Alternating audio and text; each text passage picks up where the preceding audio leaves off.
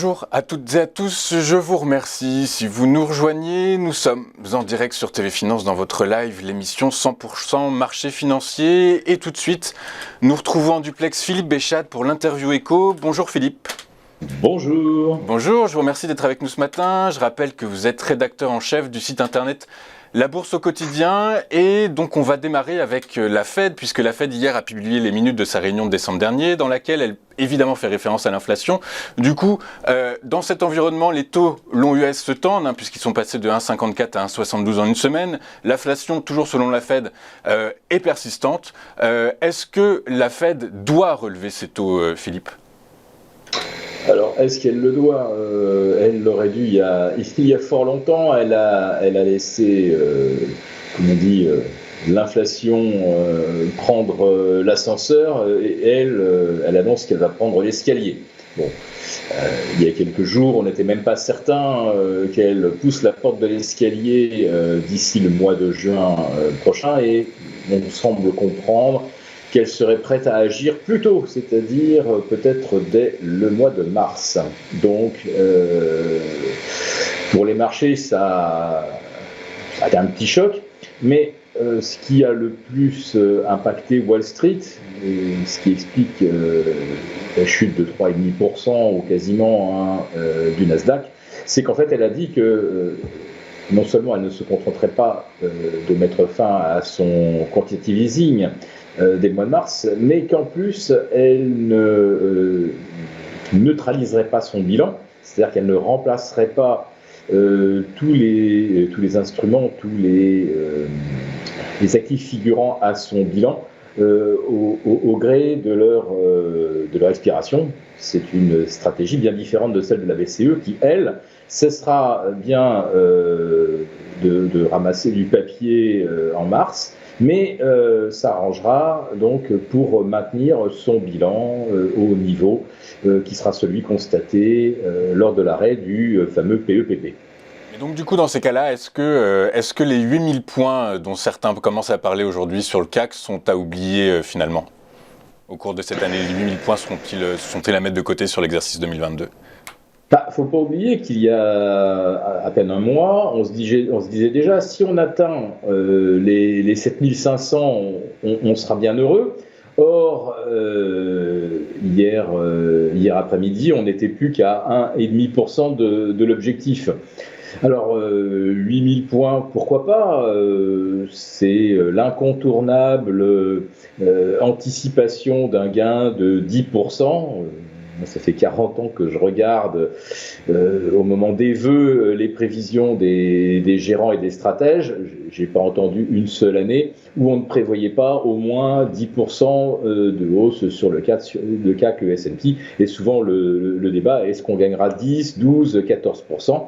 Bon, à 8000, on n'était pas très très ambitieux. Mais est-ce qu'un tel objectif peut être atteint si la Fed entame non seulement un cycle de hausse de taux, mais surtout si elle réduit la quantité de liquidité disponible? Et ça, je pense qu'effectivement, le marché n'y était pas préparé. Donc, pour le CAC, ça risque d'être compliqué, en tout cas, dans un premier temps, de confirmer ce genre d'anticipation. On va forcément devoir digérer au moins la phase inaugurale du cycle de hausse de taux aux États-Unis. D'accord, je comprends. Cette semaine, des PMI, bon nombre de PMI ont été publiés, que ce soit aux États-Unis, en France, en Allemagne, en Europe, le composite ou le manufacturing. Ils sont tous en baisse. Est-ce que cela signifie un ralentissement de la croissance économique ou une baisse de l'inflation? Comment est-ce qu'on peut analyser ça? Est-ce que baisse de l'inflation, et auquel cas ça pourrait dynamiser les marchés à la hausse, ou au contraire, est-ce que c'est signe d'un ralentissement économique, et auquel cas ça pourrait tirer les marchés à la baisse? Comment est-ce que vous nous analysez ces données-là, Philippe? L'inflation, elle ne va pas ralentir, freiner brutalement au cours des prochaines semaines ou des prochains mois. On comprend, et aux États-Unis, on est complètement ébahi, de voir qu'on est en situation de pénurie de véhicules neufs, c'est-à-dire que les gens n'arrivent pas à acheter des véhicules neufs parce que les constructeurs n'arrivent pas à les produire. Il y a une forte demande pour des véhicules hybrides ou électriques. Or, c'est compliqué aujourd'hui de rassembler tous les composants pour des batteries, manifestement. Mais il y a également le problème des semi-conducteurs. Les véhicules sont bourrés de microcontrôleurs qui eux-mêmes nécessitent des métaux rares. Il semblerait déjà qu'on commence à constater que la transition énergétique, plus des véhicules qui passent à l'électrique, tout ça, ça crée des soucis d'approvisionnement. Forcément, les conséquences inflationnistes, elles sont absolument colossales. Pour les véhicules d'occasion aux États-Unis, on est à une hausse de près de 50% sur un an. C'est incroyable. Sachant qu'aux États-Unis, le véhicule, c'est absolument indispensable pour aller travailler. Il n'y a pas l'alternative des trains express régionaux, etc. Les gens sont souvent très loin d'ailleurs de leur lieu de travail, de plus en plus depuis la pandémie et les confinements. Et les gens ont vraiment besoin de voitures. Une voiture qui va leur coûter 15% plus cher si c'est un véhicule neuf et 40-50% plus cher si c'est un véhicule d'occasion. Évidemment, les salaires ne suivent pas.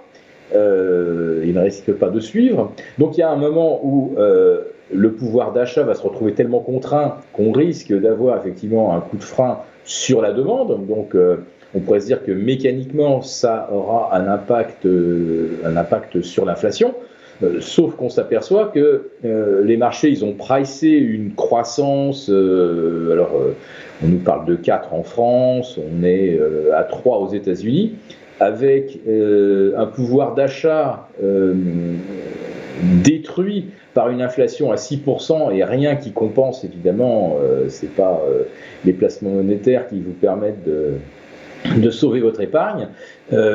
Non seulement donc le pouvoir d'achat se retrouve contraint là, dans l'instant, par la forte hausse des prix de l'immobilier, des véhicules neufs, des carburants, etc.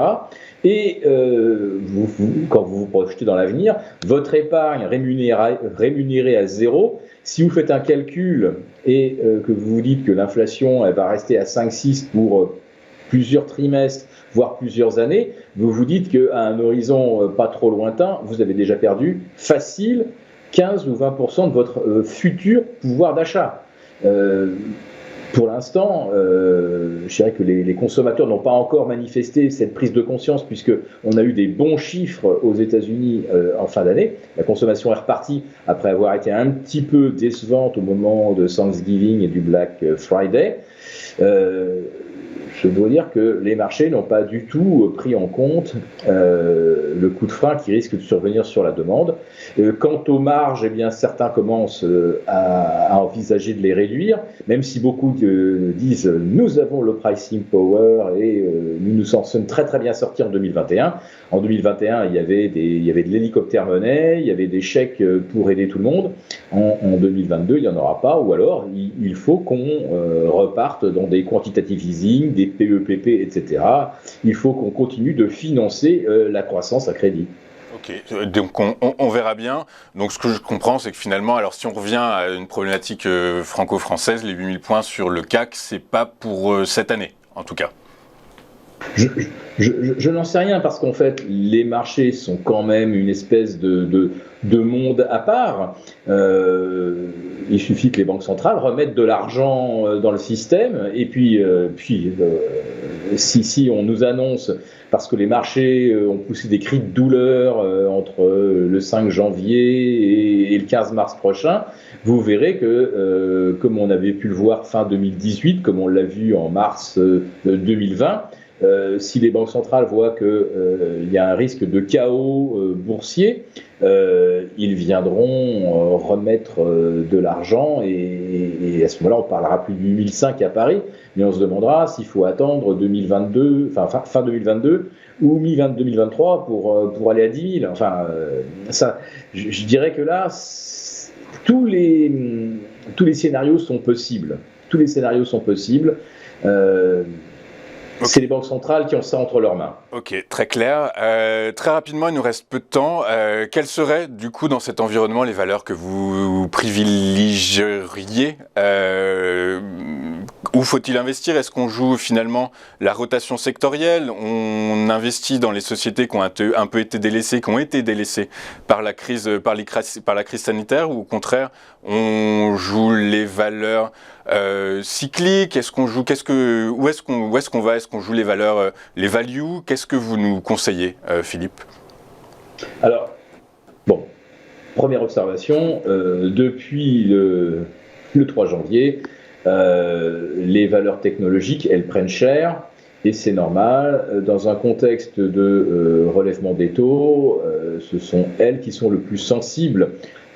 D'abord parce qu'elles sont les plus massivement achetées depuis mars 2020, et qu'elles ont fait des performances globalement prodigieuses.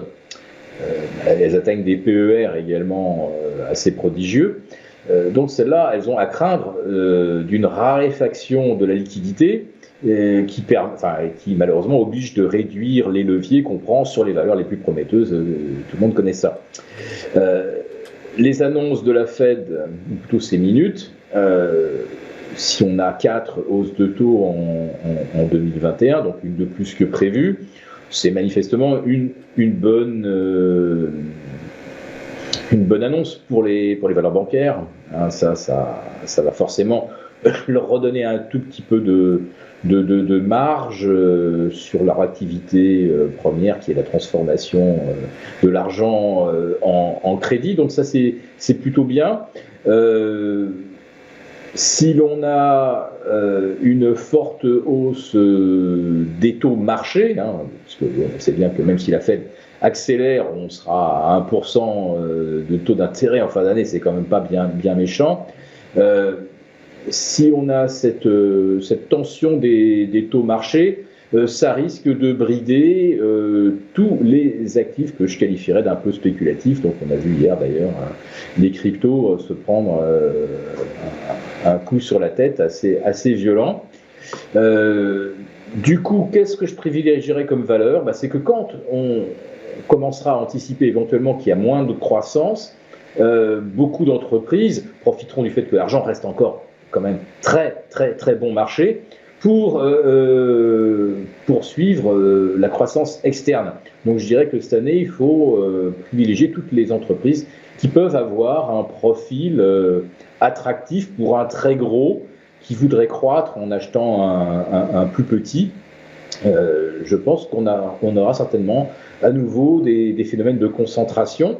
Et je pense que ça ira même jusqu'à la téléphonie, il en était beaucoup question.